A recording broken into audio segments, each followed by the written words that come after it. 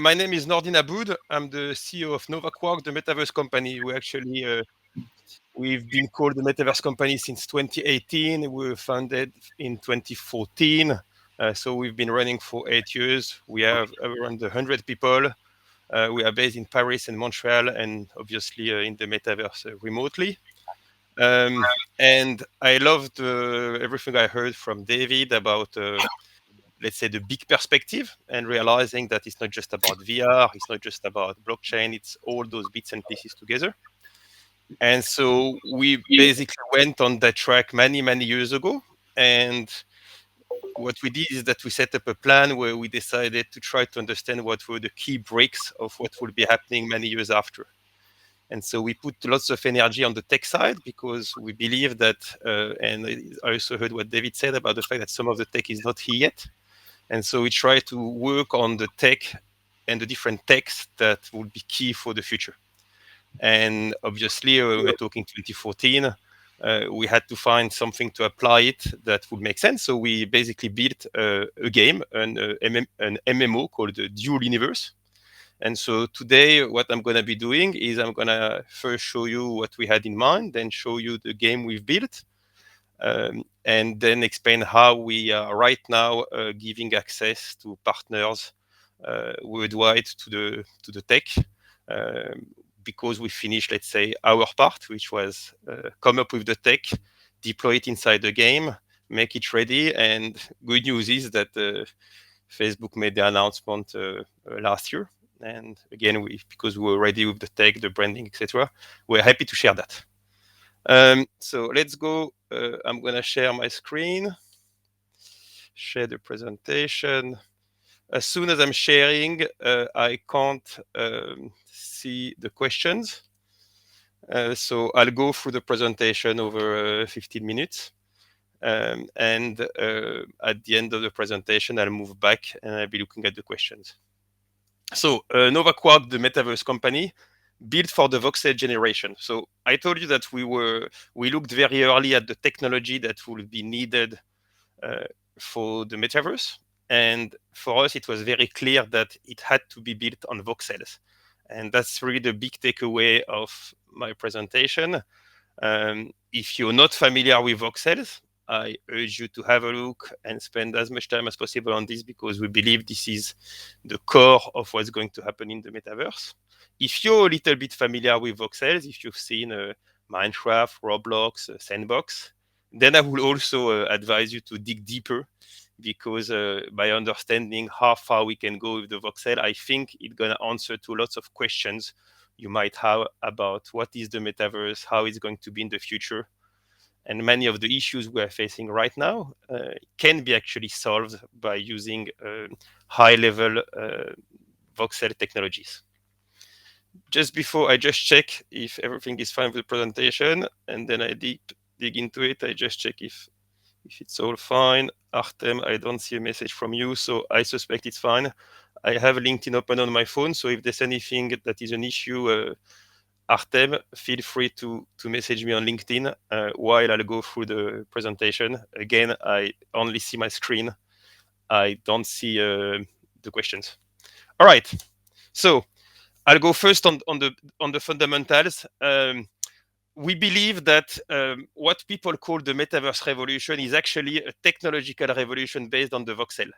The same way that pixels created all the revolution of 2D, and I'm going to take examples from gaming, actually one, which is Mario, and I won't go into details.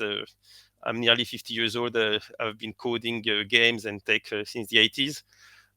Obviously, at the time when Mario arrived, Pixel arrived, it took us like a storm. A few years after, we had the triangles. Again, after Pixel, you have the triangle technology. Basically, again, you don't need to dig into this. 3D, every single 3D that we see right now is based on triangles, and all the 3D cards that are in your computers, no matter which computer you use, are basically beasts running triangles, and that's the core of what we call 3D. And again, one of the summum of this, it's not a game, it's a movie made from a game. The Final Fantasy movie was kind of one of the peak in this field and in this genre. And so we believe, and actually that's the analysis we made in 2014, we believe that the next step what people call Metaverse Web 3.0 has to be based on next generation voxels. We believe that this is the engine, this is the technology. So obviously, you could say it's not a big prediction. Just look at the social spaces, gaming spaces, interactive spaces that are making the news and have been making the news for many years. Look at Minecraft, look at Roblox, again, Sandbox. They're already running voxels. However, um, uh, we put all our energy creating what we call the next generation voxel. So I'll show you how our game looks and what does it mean.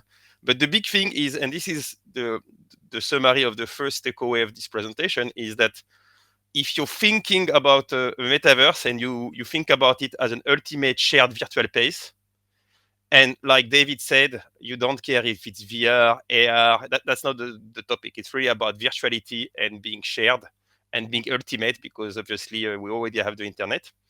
And ultimate means obviously only your only limitation is your imagination. And we all know that one of the reasons why we also get excited about the metaverse is that we all hope is going to bring new usages. And obviously our imagination is fueling this.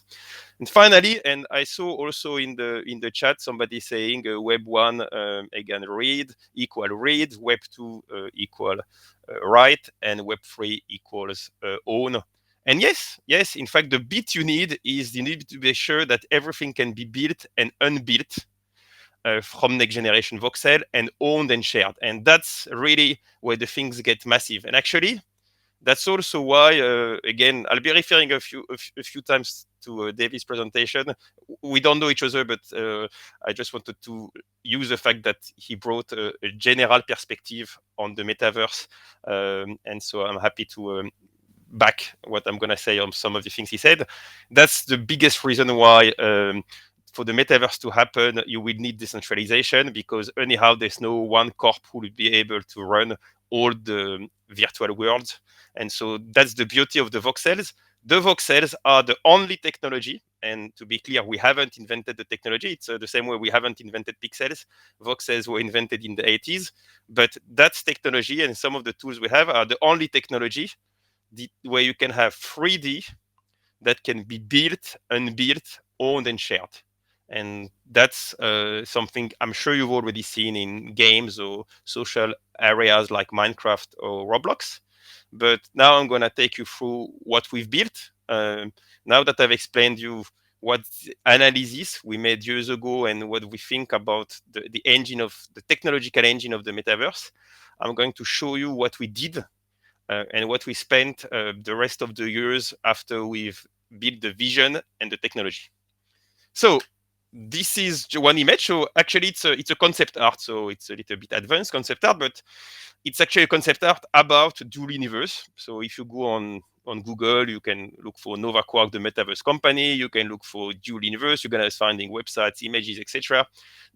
The funny part of it, and that's where it gets really interesting, is that yes, this is concept art, but our goal was to basically create the tools so that this concept art can be created not by us, can be created by the community.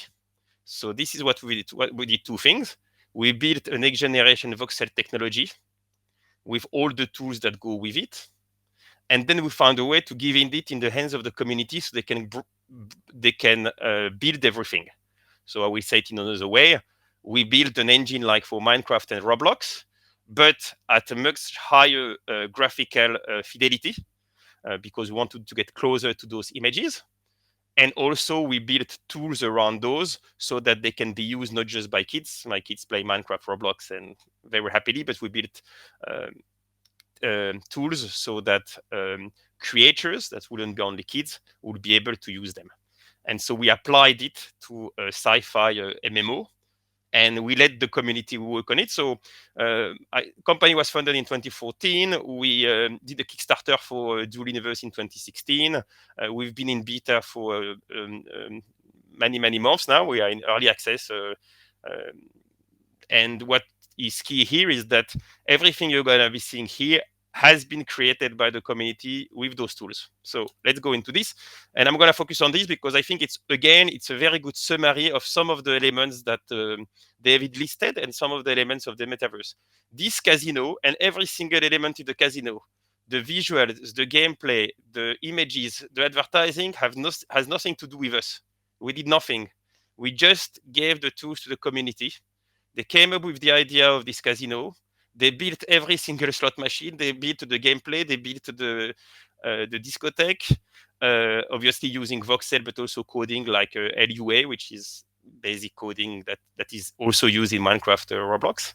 And then they create the whole economy around it. So right now you have people who go and play money in the casino. They can win, they can lose. There's a whole financial system around it. And there's also advertising, etc. So basically, and I think it's a very good illustration because it encompasses all the different layers of what we call the metaverse in the presentations right now, inside something that is already available. What I'm talking about is not something that we're going to ship in a few years, or it's not our vision for the metaverse. It's actually what is happening right now inside the universe. Before I go a bit further, I want to make a big disclaimer, and it's important. Right now, Dual Universe is a subscription-based game. Why did we do that? Because, like I said, we wanted to have full control in order to be able to make all the tests necessary, to be able to interact with the community, and also because some of the technologies were not there yet, blockchain, etc. So the when I'm talking about money, yes, some people are selling and buying with real life money outside the game, but most of the transactions inside the game are happening with money inside the game. However, it's exactly the same mechanics and all the elements. And I'm going to just give you one example. We haven't built banking in this game. The community has set up a whole banking system with organizations, etc. A few other examples. We have a whole market for ships. So like I said, it's a sci-fi game. So what do you do in a sci-fi game? You can go to a casino, like I've shown you, but you can also build mega ships. You can sell the mega ships. You can attack each other. You can mine, etc. So every single element that is on this image has been created by the community. Every single window, every single torpedo, every single piece of on the wall, even the computers inside, everything has been done by them. We did nothing. We've just given them the tools so that they can build everything. And obviously, they've created a complete market about it. Exactly like people talk about the future where people will be creating things and having contracts, etc. They did it. There are people who work inside the game using all those tools, selling what they've done, etc., etc. And behind this, it's very simple. We have our own NFT system. In the game, it's called a blueprint. And so exactly like what's happening with NFTs, there's a blueprint, which is the core image or the core element. And then you can either keep it and be alone and own it, or you can try to give a license. There's all sorts of licenses possible. You can even sell it and people can replicate it if they want. Anyhow, it's really this idea that as a creator, you can build something, keep it for you or share it. As we are okay, I just check it's still okay with Artem in the presentation. Okay, good. Third example, social places. You know, we're discussing right now about shops, about cultural places, etc. This is all areas that were built inside the game by the community. Places where you can put your ship, places where you can interact with people, places where you can have a meeting. It's all done up and running inside the game. Finally, and this website, so to access the game, it's in beta. You just get a key. You take a subscription for a month. You can test it. You can right away run it on your computer. Obviously, it's on quite strong PC. So if you're not in this, you can also just go through NVIDIA. The game goes through the streaming platform. You can also access it on a more basic computer. But this creator, basically this market, is already accessible right now online. So you can just go into Google and look for Dual Universe creators. And as you can see, all those bits and pieces that I mentioned, the ships, the LUA script, the different elements, they're already accessible, exchangeable, and you can check out everything that's been done in the community. And I think it can help you understand not just the power of the tech, but also some of the theories that are being floated around about how the metaverse will be looking like in a few years' time. To finish the presentation itself, I've talked to you about our vision and our company. I've talked to you about our tech tools and how we want to handle them. I talked to you about what we did with Dual Universe. And finally, I'm going to talk to you about what's next for us. So obviously, as a company, we are working on Dual Universe, and the game is getting close to its life period. At the same time, as a company, we are thinking about some of our new projects, but also, and I'm getting back to our initial vision, our goal is to be able to share this content. And so basically all this content right now is the idea is to share all this through blockchain, and basically to be able to that you can use this technology not just inside Dual Universe, but in your projects, on your technology. And all the very strong tools that we've created and that we've built inside the game have been from day one built in a way that they need to be accessible in the future to the rest of the people. David mentioned the different structures, DAOs, etc. That's the beauty of the Web 3.0, is that once you have the tech, you can find the best way to share this content. And so obviously, on the last slide, you see my contact, and I'm happy. I'll be answering to a few questions, and obviously you can contact me if you're interested or you're anything behind it. But the key message here is, for instance, we partnered with a company called Massa. That's one of the companies that are working in order to improve the way that the blockchain is operating, trying to get as efficient in terms of cost and decentralization, etc. But we've partnered with them, and the idea is to basically, and you're going to see it a lot, to be able to run create to earn systems. So our goal is to give you the tools so that your company, the creators, all the people who are excited about the metaverse and that want to build it and are looking for technologies that are not yet available, can leverage all the efforts we did for many years with our technology. On a few questions, maybe better to put it in the mail. Okay. So that's just a teasing on one of the projects, obviously, that is floating around our technology. I'm just showing this image so that you can see it's not just about sci-fi. What you do with the tech, it's you to decide. So obviously, you can contact me on LinkedIn. You can also send me an email into this email box, nour@novaquark.com. And really, the goal of today's presentation was at the same time to maybe answer to some of the questions you might have about the metaverse and logics behind. And I believe that looking at MMOs, especially obviously on Dual Universe, is a good way to help you come up with your own conclusions of how you want to look and how you want to envision the metaverse. And also, if you're interested by what we've been doing, obviously, now that we did all this heavy work for many, many years, we believe it's the moment to share it. And as the Metaverse Company, we are happy to do so. That's it. So what I'll do is that I'll just follow Artem's instructions. I'll just take a few questions. So I will get out of the screen. For the sake of timing, I will get out of the presentation and get back. Had anyone used the bid? Yes, I'm answering to Trish. Yes, right now we have teams outside of Dual Universe using our tools. So obviously at this stage, we haven't communicated about it. But yes, and also what is very important to understand is that everything we've shown you has been done by the community. So the biggest issue to be facing when you're looking at tech is how usable it is. I've spent many years in the game industry. I haven't only worked at Novaquark. Again, I've been in Web 1.0 in the 90s. I've spent nearly 15 years shipping AAA games, big blockbusters.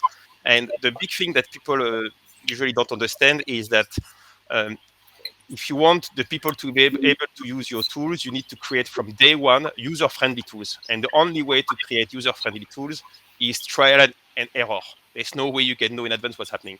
And so basically what we did with our community for many years, because everything you've seen was built by them, is actually give them the tools and refine and refine and refine. So right now, because of all those testing time, I know that our tools are ready, and I'd love to see other people have a look and see if they want to use them. I'm trying to see if there's any other question. Governments just sent you an email where to invest. No, I think that was the biggest question from Trish, and at the same time, Artem is telling me that we are time constrained. Trish, feel free to connect. Thanks, Artem. Thanks, everyone. And again, you can contact me on LinkedIn, and I'm happy it all went smoothly. Bye bye.